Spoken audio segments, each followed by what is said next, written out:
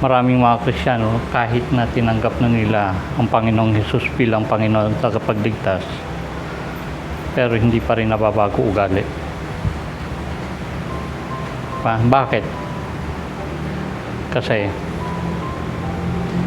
hindi isinusuko yung buhay niya sa Kanya, sa Diyos. Ang ginagawa lang ng napakaraming ay lumalapit sa Diyos, humihingi ng tawad sa Diyos,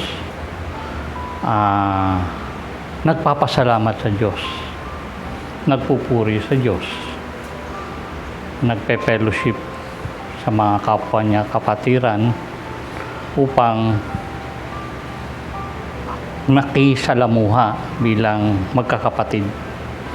Pero ang ugali hindi nababago. Diba? Maraming ganun eh. Tinanggap ang Panginoon, pero ang pag-ugali, yun pa rin. Ba't kaya? Tinanggap na si Jesus bilang Panginoon at tagapagligtas, nagpapasalamat sa Diyos, nagpupuri sa Diyos, nadadama ang presensya ng Diyos, umiibig sa Diyos. Di ba? Umiibig sa Diyos, pero ang ugali, ganun pa rin, di ba? Mas malala yun, yung sinabi ni ate, hindi lang masama ugali, lalo pang sumasama. Dahil natuto na, ang dami ng alam, lalo pang marunong nang sumagot para ng abogado eh.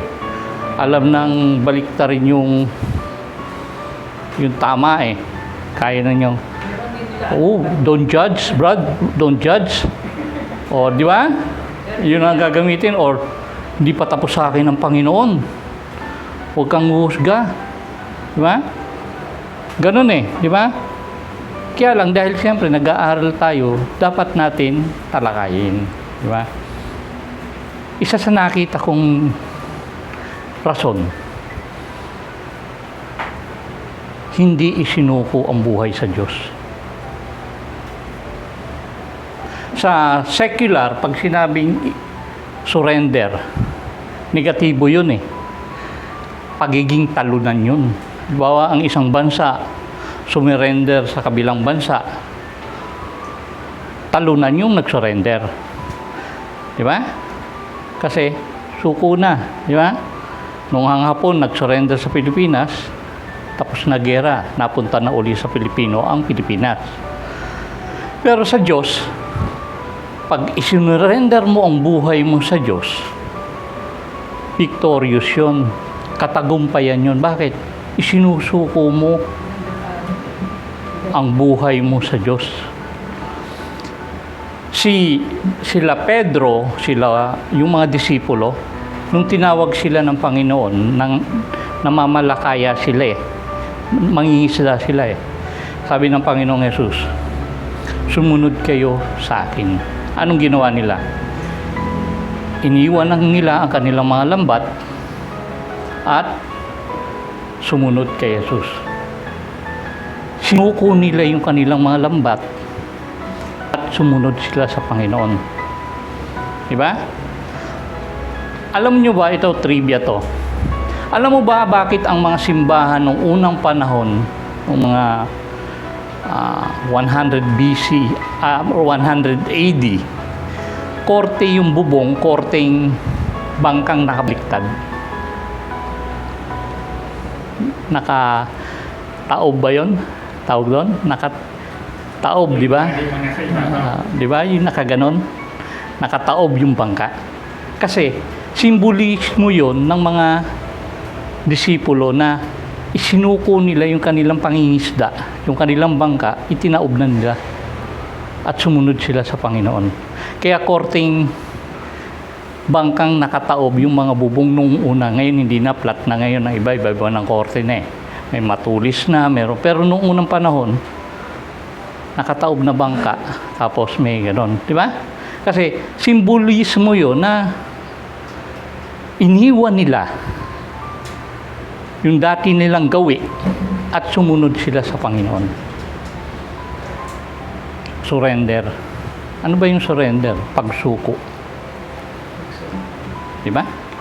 Ang pagsuko, may gini-give up ka. Si Abraham, ibinigay niya si Isaac. Di ba? Hiningi sa kanya ng Diyos, ialay mo sa akin si Isaac bilang handog. Sinuko niya si Isaac. Umakyat sila sa bundok. At nung sasaksakin na niya, sabi ng Diyos, huwag mo patayin ang iyong anak. Tapos meron ng kapalit ram yung nakasabit doon sa kan, di ba?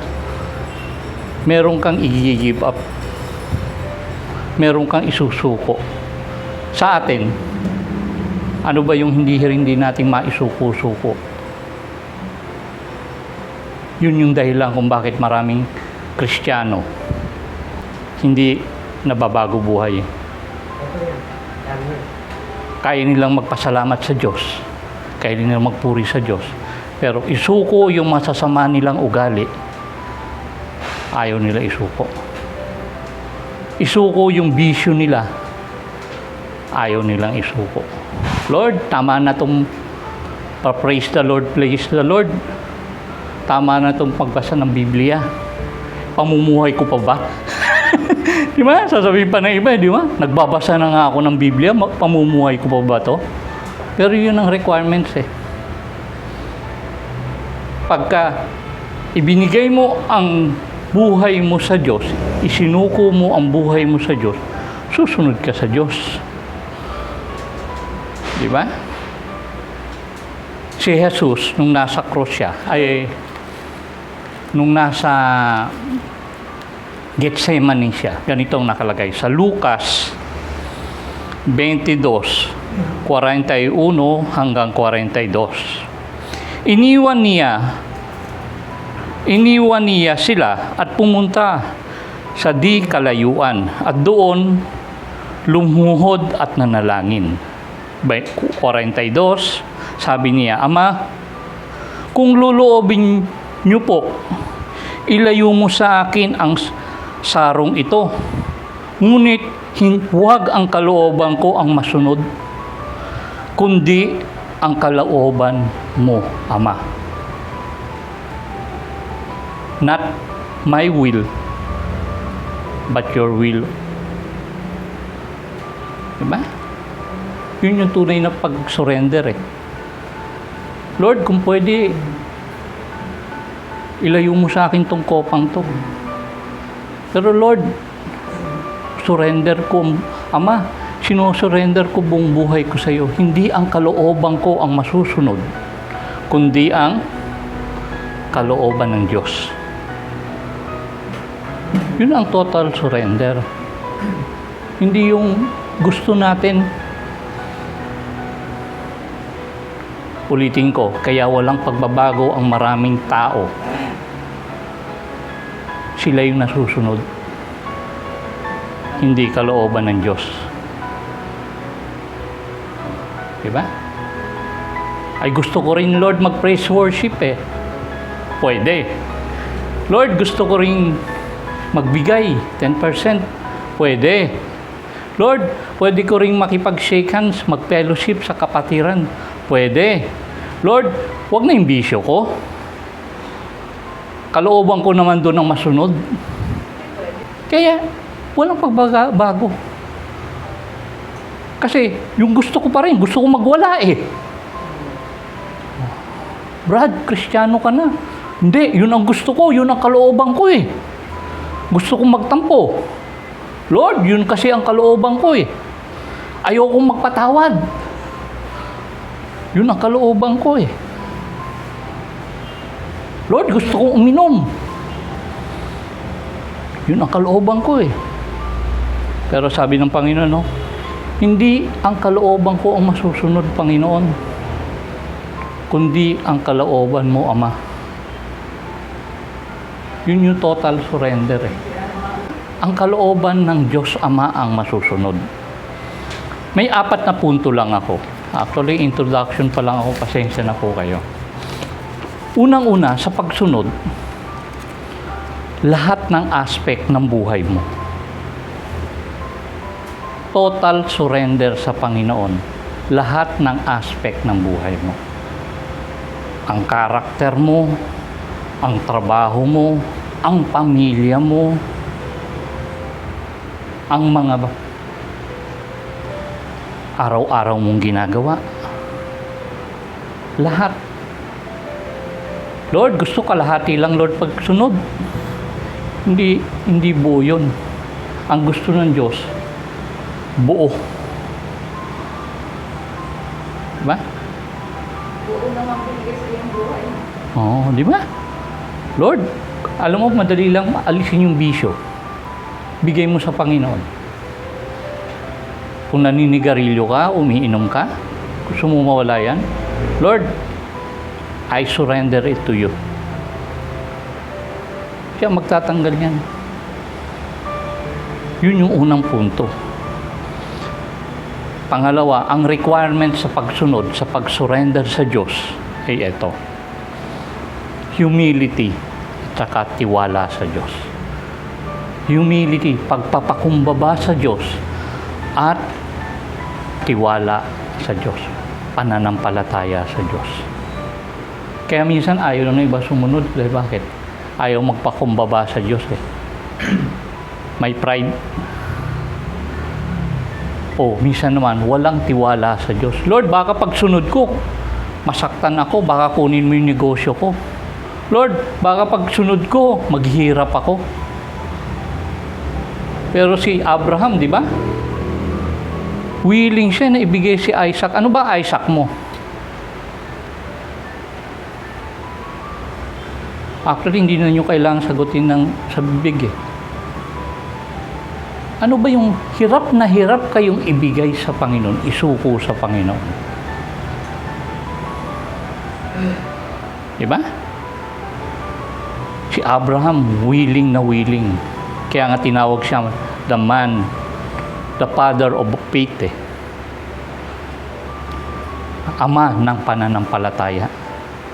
Kasi nagtitiwala siya na pag ibinigay niya ang anak niya, kaisa-isa niyang anak ni sa Isaac, bibigyan siya na kasing dami ng star na anak.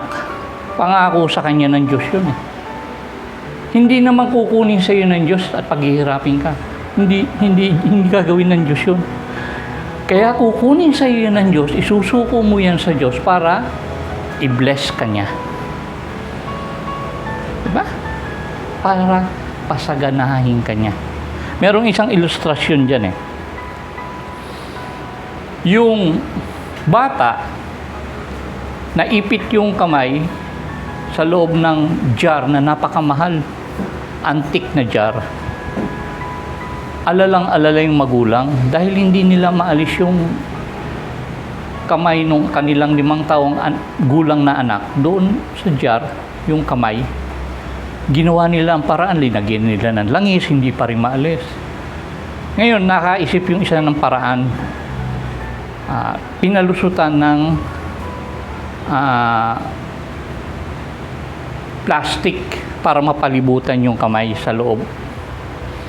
Tapos, ang ginawa, kahit mamahalin yung antique na jar, binasag nila kahit ang halaga nun 1,000,000.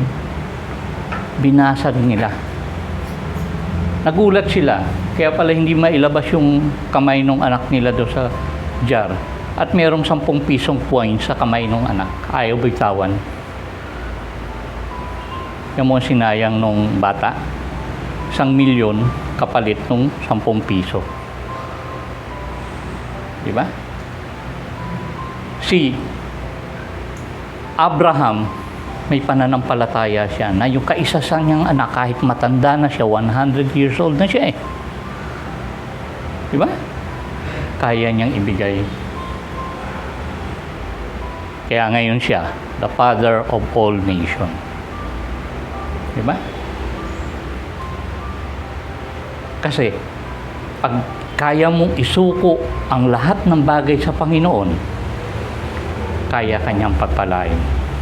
Pangatlo, pag sinurrender natin ang bagay sa Panginoon, isinusurrender natin lahat ng fear natin at saka doubt natin.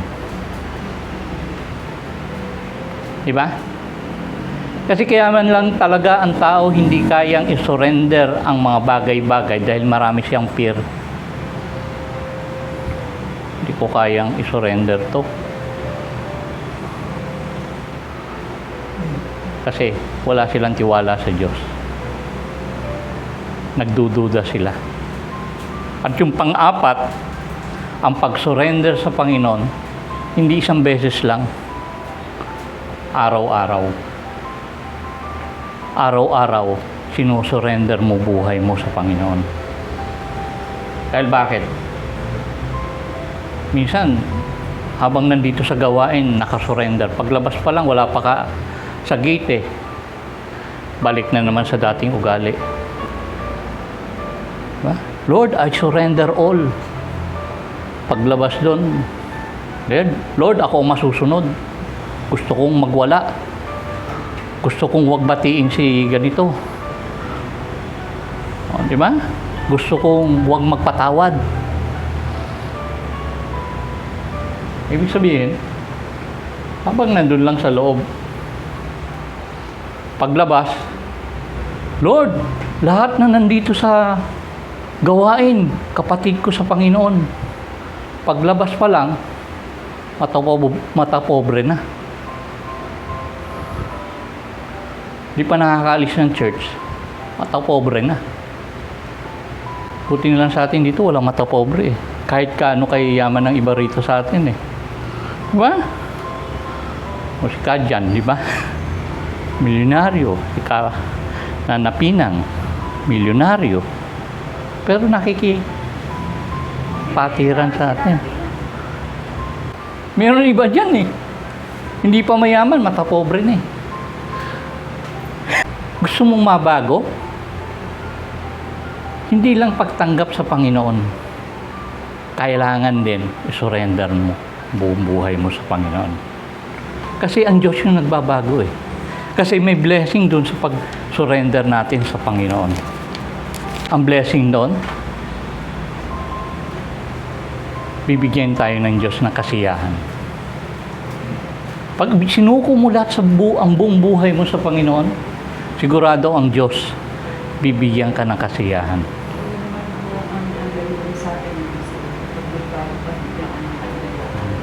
Pangalawa, magkakaroon ka ng fulfillment sa buhay mo. Diba? Lalo na bisyo mo, isinurrender mo sa Panginoon, fulfilled ka sa buhay mo. Bakit? Malaya ka na sa bisyo eh. Diba? Fulfillment yun. At pangatlo, buhay